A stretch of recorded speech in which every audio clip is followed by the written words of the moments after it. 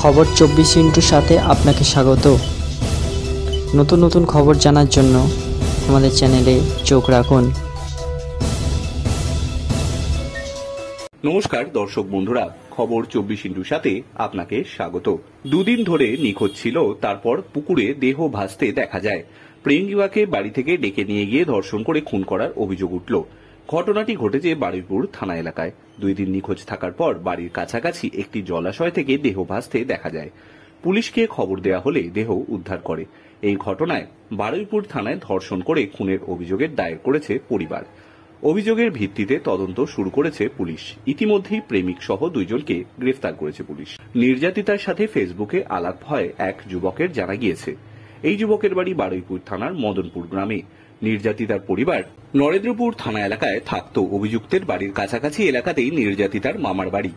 পরিবারের দাবি, শুক্রবার রাতে 8টা নাগাদ বাড়ি থেকে ফোন করে ডেকে নিয়ে যাওয়া হয় তাকে। শুক্রবার রাতের পর থেকে তার কোনো খোঁজ পাওয়া যায়নি।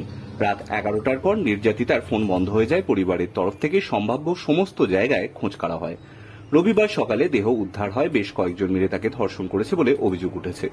অভিযুক্ত এলাকার খারাপ ছেলে হিসেবেই পরিচিত বলে স্থানীয় বাসিন্দাদের দাবি। 2 দিন ধরে নিখোঁজ ছিলেন ওই তরুণী। সোমবার সকালবেলা তার দেহ উদ্ধার করা হয়। সোমবারই দেহটি ময়না তদন্তের জন্য পাঠিয়েছে পুলিশ। ব্যুরো রিপোর্ট, খবর 24/7।